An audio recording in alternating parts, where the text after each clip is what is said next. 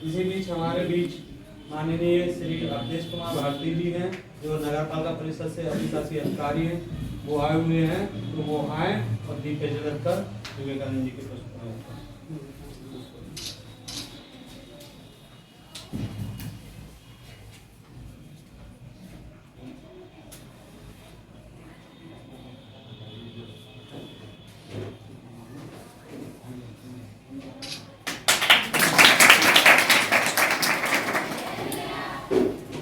साथ ही साथ विवेकानंद जी के विचारों से उनके जीवन परिचय पर अपने विचार दें और हमारी बच्चियों को जो 12th में है इस टाइम और आने वाला समय बहुत ही कीमती है उनका, जो भी एग्जाम लगे हुए हैं, तो कैसे वो एग्जाम को अच्छे से दें और एक अच्छे से सक्सेस प्लेटफॉर्म पर पहुंचे।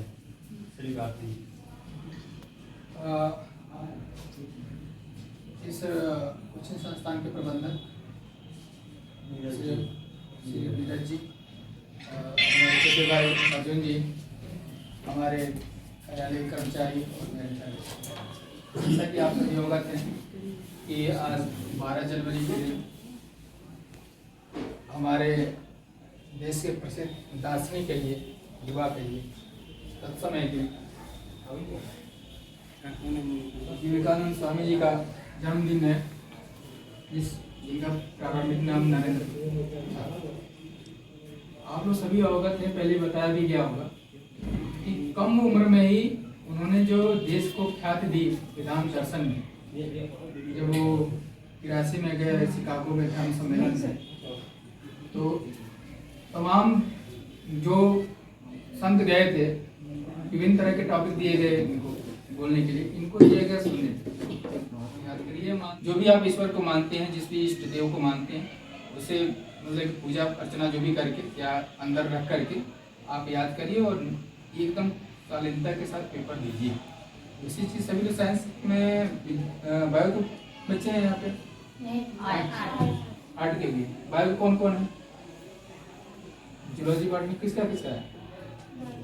बस आप ही का, आप लोगों का। आर्ट में कौन कौन सब्जेक्ट है? कोई बात नहीं, जिस सब्जेक्ट से भी हो, आप मैं ये कहूँगा कि कापी जो मिलती है उसको पूरा भरिएगा, क्योंकि कुछ टीचर ऐसे होते हैं कि कम चीज़ों में, कम स्पेस में ज़्यादा लिख दें तो उसमें नंबर देते हैं। कुछ टीचर ऐसे होती हैं जो पूरा देखते हैं कि कितनी भरी है कापी। तो प्रयास ये करिए कि ज़्यादा दूरी ना हो, सेम जो एक मानक होता है लिखने का कि अच्छा सुंदर अच्छा से लिखा जाए, पूरी बात लिखी जाए। और अगर कहीं के साथ ये जो शब्द कहा जा रहा है उसको कितने शब्दों में लिखेंगे उसको प्रैक्टिस करिए, पूरा पन्ना भरिए, नीचे PTO जरूर लिखिए, जो भी निर्देश आ रहे हैं वर्तमान समय बोर्ड के उसका पालन करिए। साथ साथ हर चीज में, जैसे पढ़ाई हो या आसपास हो, आप जिस कमरे में बैठे हैं अगर इसमें स्वच्छता नहीं है तो आप समझ सकते हैं कि स्वच्छता का मतलब ये है कि अगर इस कमरे को या जिस कमरे में बैठे हो सामान तितर बितर कर दिया जाए, तो चाक अलग है, डस्टर अलग है, कुर्सी इधर उधर बिखरी हुई हो, आप जो बैग लाए हैं कोई इधर रखे कोई इधर रखे, जैसे सभी बच्चियों ने किनारे से बैग रख दिया था, अगर इसी बैग को इधर उधर रख दिया जाए तो पूरा कमरा अस्त व्यस्त हो जाएगा। अस्त व्यस्त का मतलब होता है कि आपका जो एक सीक्वेंस बनता है दिमाग में हर चीज का, ये सीक्वेंस में आप नहीं चल रहे हैं। कोई भी ज्ञान हो जब तक उसमें कर्मबद्धता नहीं होगी, सुसंगठित नहीं होगा, सुव्यवस्थित जैसे है विज्ञान की परिभाषा, लेकिन सब में लागू होती है। अगर आप किसी के जीवन परिचय को ही लिख रहे हैं, जैसे सपोज कीजिए कि स्वामी विवेकानंद के जीवन परिचय को लिख रहे हैं, तो आप उनके बारे में शुरू से जाएंगे ना कि इनका जन्म इस दिनांक को हुआ, इस सन में हुआ, उनके माता पिता कौन थे, गुरु कौन थे, शिक्षा कितना लिया, कहाँ कहाँ घूमने गए, कौन सी किताब लिखी, और फिर लास्ट में आप जाएंगे इनकी मृत्यु को दर्शाते हुए और इनके जीवन से उद्देश्य क्या है ये दिखाएंगे। इसका क्या मतलब हुआ? इसका मतलब ये हुआ कि आपने कर्मबद्धता को देखा, कोई भी चीज इधर उधर नहीं जा रही है। इसी तरह से अपने जीवन, अपने आसपास, अपने पास पड़ोस, सब चीज में स्वच्छता और कर्मबद्धता लानी ही पड़ेगी आपको। तो मैं रिक्वेस्ट ये करूंगा कि खुद ठीक रहिए, आसपास पड़ोस को भी ठीक रखिए और बढ़िया से मन लगा के पढ़िए, एग्जाम को बिना डर बिना भय के दीजिए। और जो नहीं आता है अपने छोटे से भी पूछ सकते हैं, अपने गुरुजन से पूछ सकते हैं, अपने चाचा और भाई जो भी बड़े हैं उनसे पूछ सकते हैं, और इस तरह से करके अपने जीवन में अच्छा प्रगति करें। इसी आगे की शुभकामनाओं के साथ अपनी बारी जोड़ा देता हूँ। पूछना हो तो पूछ सकता है। कोई भी प्रश्न हो अगर आपको सबसे पूछना हो, ऐसा लगता है कि हमें इन प्रश्नों के जवाब मिल सकते हैं। देखिए कोई प्रश्न कोई देखिए हम यहाँ पे हैं, कोई जरूरी नहीं कि हम उस चीज़ को जानते हो, कोई जरूरी नहीं। जीवन में जो भी व्यक्ति है जन्म से लेकर के मृत्यु सही तक सीखता है। नहीं आना कोई बुराई वाली बात नहीं है, नहीं आएगा दूसरे से प्रश्न पूछ कर दिया जाएगा। लेकिन हमें भी ये सीख मिलेगी कि इस बच्चे ने प्रश्न किया था, हमें नहीं आया तो हम इसको जाने, और अगर वो प्रश्न हमें नहीं आया, नहीं बता पाए, और उस प्रश्न को मैं दूसरे से जानूंगा तो कहीं भूलूंगा भी। एग्जाम से संबंधित पूछ लीजिए कि कोई परेशानी होती है, उससे लगता हो कि जानकारी चाहिए तो बताइए। डरिए नहीं, कोई डाउट हो कैसे डर जाते हैं, मतलब डर कैसा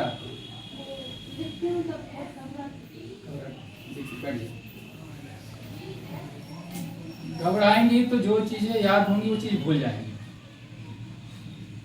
घबराने का मतलब, डर होने का मतलब ही आपने खूब याद किया और डर हो गया, और डर होने का मतलब ये होगा कि आपने जो याद किया वो भूल गया, और ऐन वक्त पे भूलने का मतलब कि वो प्रश्न आपका पूरा नहीं होगा। प्रश्न पूरा ना होने का मतलब कि एग्जाम में कम नंबर आएगा।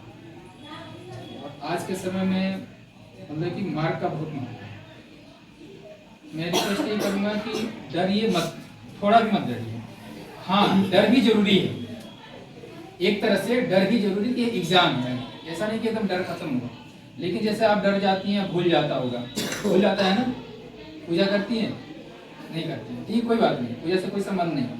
पूजा से बस इतना ही संबंध है कि हम धार्मिक हैं, और हमें जैसे मान लीजिए कि पूजा करने का मतलब कि जितने समय हम पूजा करते हैं उतने समय तक हमारा दिमाग एकाग्र है, समझ रहे ना, एकाग्रता के साथ हम सीख रहे हैं। क्या मेडिटेशन पे बैठने का मतलब ये कि हम उस समय एकाग्र हैं, बाहरी चीज़ों को छोड़ दीजिए। आप डरिए नहीं, बस इतना देखिए कि आपको हर चीज़ आती है, जो भी आएगा आप उसको लिख लेंगे। पहली बात कि एक बार प्रश्न पढ़ने के बाद अगर नहीं समझ में आता है तो लंबी सांस लीजिए, 2-4 सेकंड के लिए शांत रहिए, और फिर याद करिए कि हमें डरना नहीं है, हमने इस प्रश्न को हम कर लेंगे। उसके बाद सोचेंगे सब कुछ याद आ जाएगा। अगर तत्काल समय में वो प्रश्न नहीं याद आता है तो उसको आप ट्वीट करके मतलब कि छोड़ करके आगे बढ़ जाइए, ठीक है ना। जो आपको आसान लगे सबसे उसको आप कर लीजिए। ऐसा तो है नहीं बंदिश है कि पहला प्रश्न करना दूसरा प्रश्न करना, ऐसा तो है नहीं। तो जैसे मान लीजिए क्रम से 5 प्रश्न दिए हुए हैं,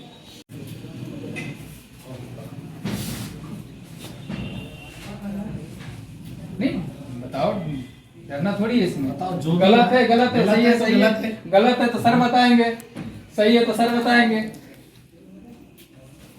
इस बैग को उठा कर ये किताब दो, इस किताब को सर पे रख करके ऐसे, और हम यहाँ तक गए, ठीक है, यहाँ से लौट के आए और यहाँ पे आ गए। कार्य हुआ कैसे सर जी बताइए इन लोगों को, इसमें क्या क्या नियम नहीं जा रहे हैं। सर सहते हम अगर बुक को रख के यहीं खड़े रह जाएं तो फिक्स नहीं हुआ।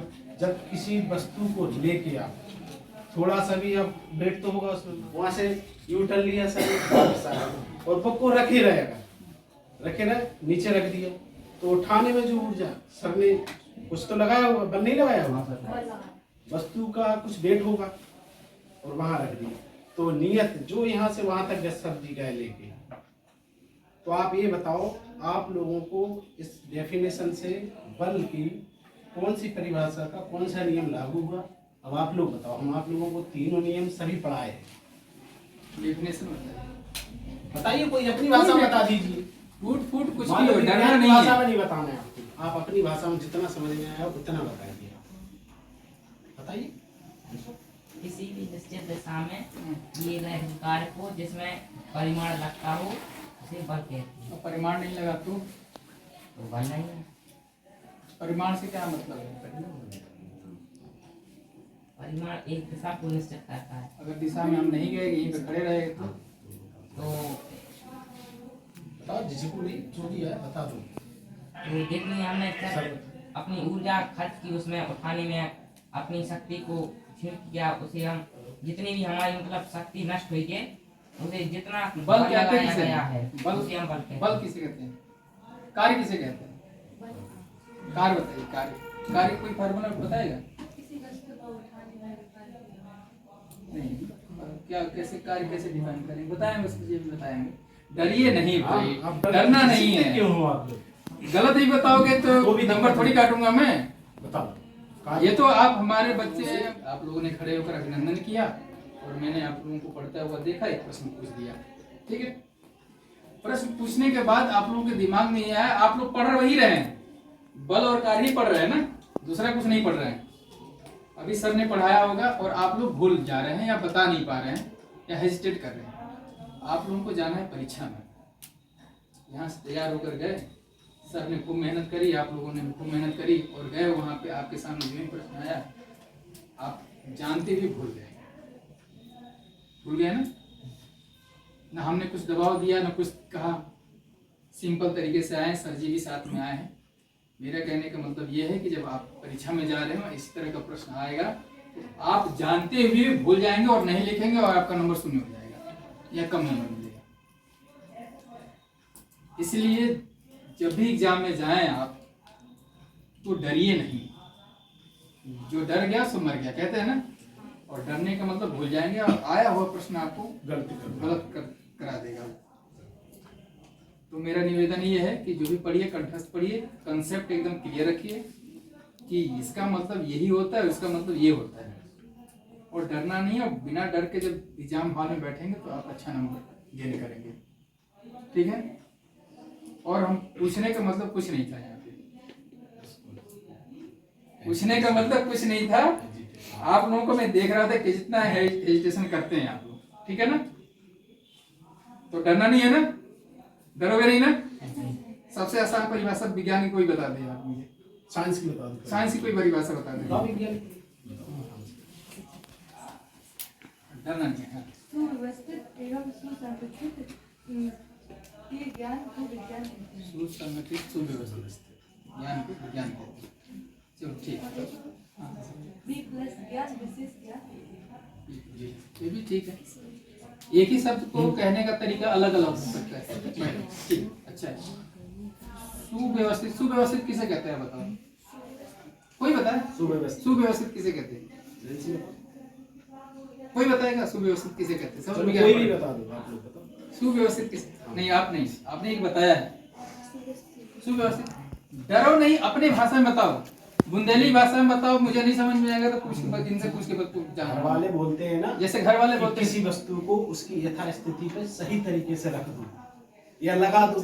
जिस प्रकार आप लोग एक रो में बैठे हो, बैग सही जगह रखे हो, इसी को इस सुव्यवस्थित की लाइन में बैठो, ये तो सुव्यवस्थित है। समझ नहीं पा रहे, नहीं समझ पा रहे। इससे भी सुव्यवस्थित ये हो जाएगा कि बड़ी लड़की पीछे और छोटी लड़की आगे बैठे, ताकि एक तरफ से देखें तो सीधा दिखाई दे। तो प्यारे बच्चों डरिए मत, उस चीज को आराम से बताइए, ठीक है। पूरे जीवन में क्लासरूम प्लस बाहर अपने जहां आसपास रहते हैं वहां भी विज्ञान का ही नियम चलता है, ठीक है ना। और हर पल आप विज्ञान में जी रहे हैं। ये जो हम कपड़ा पहन रहे हैं ये विज्ञान की खोजी है, अदरवाइज नहीं। कापी कलम जो भी ये सब विज्ञान की खोज है। ये जो आप कलम चला रहे हैं, कापी पे पेन से लिख रहे हैं, ये भी विज्ञान है। विज्ञान के नियम के अनुसार ही वो पेन से लिखावट हो रही है कापी पे, ठीक है। सब कुछ विज्ञान है, तो उसको समझिए। इसी तरह से अपने आसपास जीवन को भी जिए, ठीक है। और कुछ इसे कुछ पूछ रहा है? किसी को भी कोई पूछना हो नहीं पूछो। हाँ, मेरा नाम अवधेश कुमार भारती है और मैं नगर पालिका परिषद चिड़गांव का दिशा से अधिकारी। बस आप लोगों से मिलने के लिए आ गया, टेस्ट करने के लिए नहीं। राशि की इंग्लिश होती है एग्जीक्यूटिव। एग्जीक्यूटिव का मतलब ये होता है किसी को काम करने की क्षमता, एग्जीक्यूट कराना, काम कराना। मतलब कि हमारा बेसिकली काम यहाँ पे है नगर में साफ सफाई, लाइट, सड़क निर्माण, नाली निर्माण, जन्म प्रमाण पत्र, मृत्यु प्रमाण पत्र बनाना और जो भी जनता से संबंधित सीधे चीज़ें हैं उसको मुहैया कराना। हमारे नगर पालिका के स्टाफ से राममिलन शर्मा जी हैं, नीतीश कुमार समाधिया हैं और अन्य भी स्टाफ है, ये पूरा मतलब देखता रहता है। ठीक है ना। इसके साथ साथ आप लोगों से जुड़ा हुआ जो भी चीज़ होती है उसमें थोड़ा सा पार्टिसिपेट करते हैं।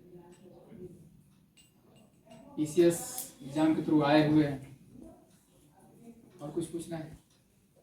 अगर इसके बारे में कुछ जानना होगा तो आप लोग हमसे अलग से मिल सकते हैं, या जब भी अर्जुन जी या टीचर साहब जब भी बुलाना चाहें बुला सकते हैं, इस परीक्षा के संदर्भ में चाहे तैयारी के संदर्भ में। ठीक है। और किसी से कुछ पूछना है? नहीं।